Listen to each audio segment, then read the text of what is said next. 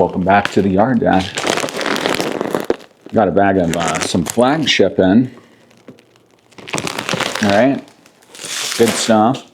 And I also got some spoon juice, and it came just like this. So thank you, FedEx, for your wonderful, I don't even know, but I always order from them, from Yard Mastery, because the second I let them know about this, they fixed it. They sent one out. So good to go there. Today, we're going to be doing a soil test. And this is the first thing that you should do before you put any fertilizers down or anything like that. We're going to be putting some Flagship down in the back. But first, I'm going to go through and show you how to do a soil test. If you've never done one, highly recommend it. This one's from Yard Mastery. You can get them just about anywhere, but if you don't want to necessarily pay for it, you can go to your local community college or school or college or anything in the area, give them a call and ask them if they have any sort of horticulture program or anything like that. They'll test your soil for free. They used to. I don't know if they still do. The school around here, they do, but I don't know if they still do everywhere, right? Pick one of these up, don't put any fertilizers down or don't do any of that yet until you test your soil. So that's the first thing that we're going to do today is we're going to go test the soil. I'll show you, it's really easy to do this. Predictive Nutrient Solutions, Walla Walla, Washington. So we got a little shipping label here to go back out. So it looks like what we'll be doing, and the way that I learned to do this and how I've always done it is I go about 4 to 6 inches down into the soil. You can use a probe, a soil probe, a soil profiler, which is a little bit thicker, kind of harder to use sometimes.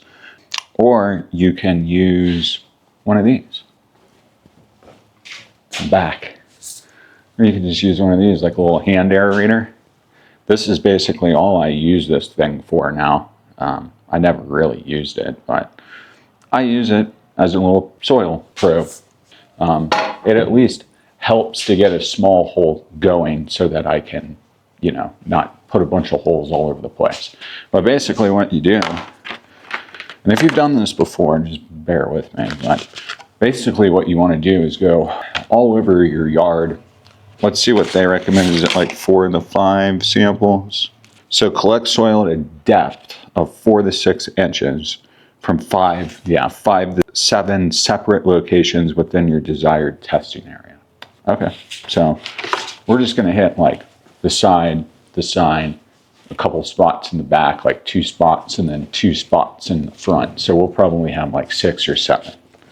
Then what you do is you take that, put it in a Ziploc bag, all those soil samples from all the different areas, mix it up, and then we'll be taking this scoop right here that they provided, collect 1 level scoop of the mixed soil and add it to the jar containing the DI water and nutrient absorbing capsule. Firmly secure lid, and then do not dump water out of the jar. Yeah, same thing as if you take it to a school. Just get a Ziploc bag, put all your samples into that Ziploc bag first, mix it up real good, and then get a level scoop. That's going to be your sample. First thing we're going to do, we're going to do the soil samples, and then we'll do our scoop and all that, and then we'll get that sent out. Second thing that we're doing today is I'm going to be adding this 2406. Now I'm only adding this to the back. I know you're not supposed to technically, if you're doing a soil test, you want to know what your results are from that test before you just throw stuff on your yard or whatever. Well, the reason I'm just throwing this in the back is tomorrow we'll actually be putting some of it down in the front as well. The reason I'm bringing this one out is because this is pretty all-purpose for your spring and for fall. I mean, if you go light on it. Yeah, this is pretty all-purpose. It's got micronutrients in it, right? It's got your nitrogen. It will kickstart your lawn. It's got a lot of good stuff in it. Here's some facts on Yard Mastery. The Flagship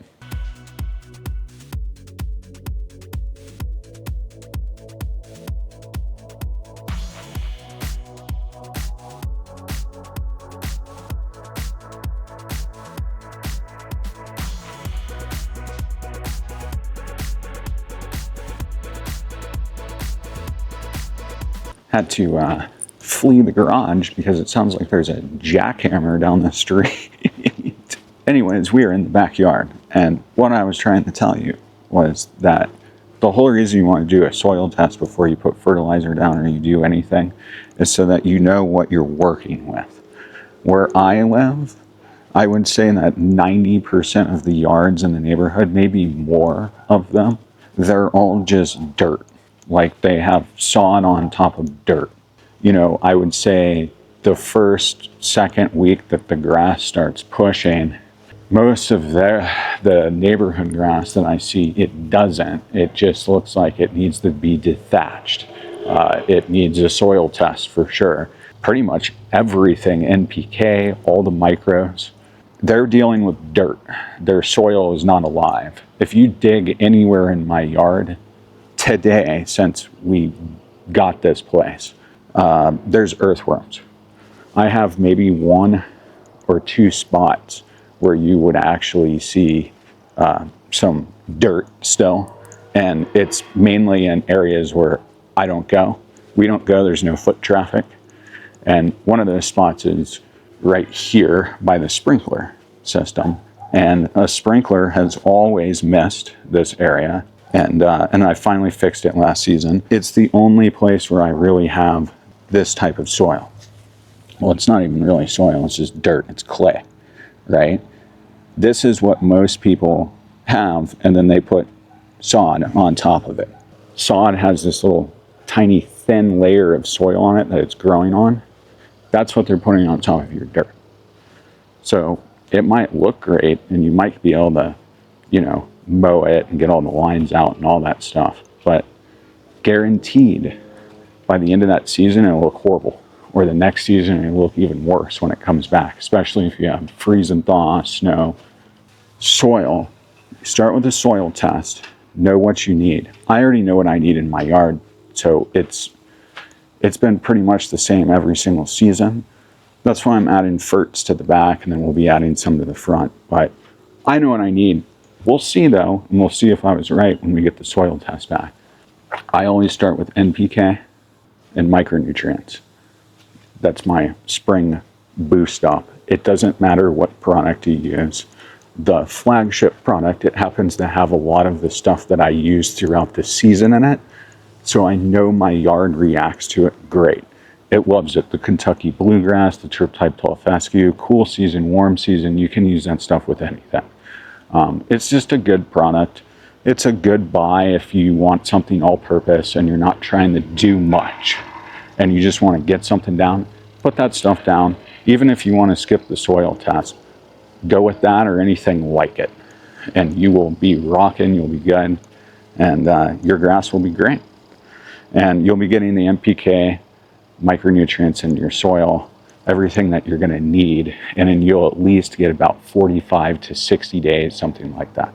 The main reason that I do soil test is I do one every season. I kind of know where I'm at, but if you were to say if you have a pool, right? I used to work on pools. Back in the day, that was one of my jobs that I always had.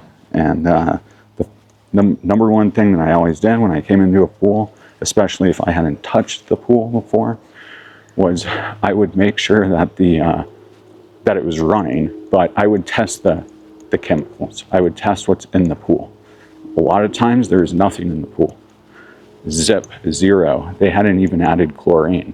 Other times it was always the maintenance person that thinks if you just keep adding chlorine constantly, it fixes all your problems. No. But that's the reason I say get a soil test, is because if I came and serviced your pool, or I serviced your yard, or I did anything like that, that would be the first thing that I would do, instead of just selling you for a mow and blow or whatever, right? And not actually doing what needs to be done. That's pretty much the whole reason I recommend the soil tester. You do that first. But if you don't want to, that flagship's a good one. We're going to go ahead and we're going to start the soil test. I'm going to start getting samples from all over. Let's go.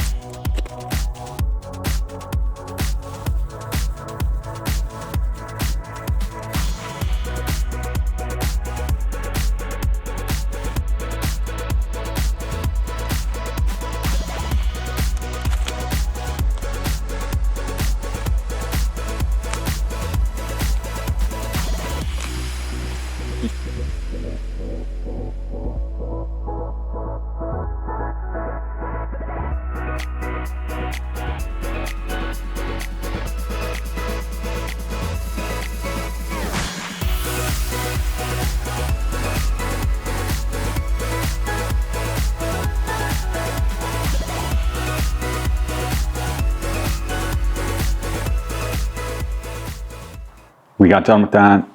I got the samples all over the place. The easiest method I found this season, last season it was that little hand aerator, foot aerator thing or whatever, but that wasn't working so great, and it's because there's clay or something that was stuck in it from last season. So I was trying to pick at it with a whatever, with a screwdriver and this and that, and yeah, not good. So I tried using the Amic, the rollerator, for a second, and the cores are just a tad bit too short. But it did get some of the holes going. So 2 of those samples came from the holes that I made with that. So whatever. Got that done, used a little hand shovel, whatever you want to use. I used like a little weed removal tool. Yeah, I got all the samples, went all the way around. The only place I skipped was the sidewalk strips. I've got way too much soil as it is, but here, check it out. All right, you'll see I've got some pretty dark, nice soil. It looks a lot better than it did last season. And what I'm gonna do is I'm just gonna mix this up as best I can, right? Totally mix this up. I've already kind of started doing it. Wow, looks like potting soil. That's crazy. It really did not look like this last season. But what I'm gonna do is I'm gonna mix this all up, and I'm gonna take 1 scoop, like it was telling us, from here, and then I'm gonna add it to this, to that sample thing with the water in it. I did just read on here that it says mail your sample within 1 day of adding soil to the jar. So what I'm gonna do is I'm not gonna add my sample to this until tomorrow, and then I'll be able to mail it out on Monday, because it is USPS. They're not open, and they won't be open tomorrow. So I'll get that package tomorrow evening, and it will be shipped out. That's it for the soil sample. So when we get that back, we'll go over everything, and we'll see where we're at. We'll see what we need to add, if we need to add anything. Hopefully we don't really need to add anything. But you never know, we might be really high on something, and then we'll know to tone that back. That's it for the soil sample. Definitely recommend you do that in the spring before you add fertilizer, or use a fertilizer like that if you're just not, if you just don't really care that much, you just want your yard looking all right, that's going to be a good starter for you. Anything that's high on nitrogen, and you've got some micronutrients in there as well. Let's go ahead and we're going to jump back here to the backyard, and we are going to get that flagship down. I think it's looking really nice back here. It's a nice day again. It's a really nice day. Let's go.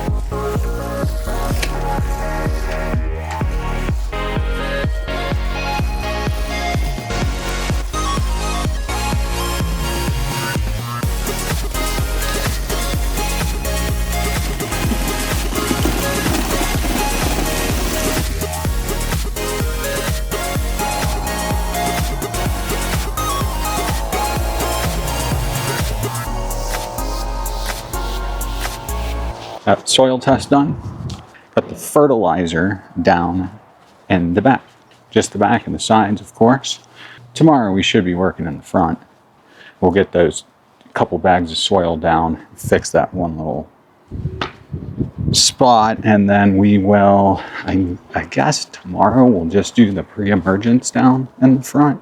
Next week, maybe on Wednesday or something like that, then we'll get the fertilizer down there as well. We're about a week behind in the front, in a way. That's it. I just, you saw I just blew off the back. Make sure you get all those little fertilizer pieces if there's any overspray on your concrete. blow them right back onto the grass, get them out of there. You know that. That's pretty much it. You know, like I was saying, if you really want like super green grass that gets established and you don't really have to do much with it, I would highly recommend getting a soil test. And then that way you can pinpoint exactly what you're lacking in or what you have too much in, and you know, you can go from there. And especially like these new construction neighborhoods, like I was telling you, everything is dirt. It's not soil, like it's just packed dirt and rock. So even when I was digging those little holes, I was pulling out little pebbles, and you know, so it's something that you have to consistently work on. You have to keep doing soil amendments.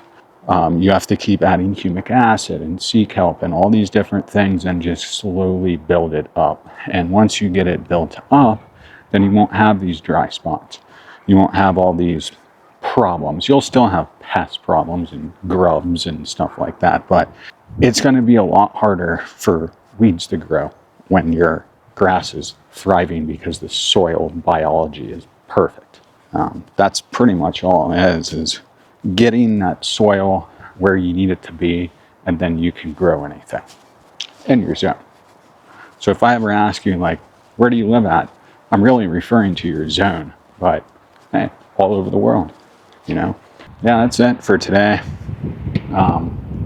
Soil test, got a little bit of fertilizer down, and last thing I got to do is water this in. So I'm just going to water this in the back. That's it. I will see you tomorrow. Peace.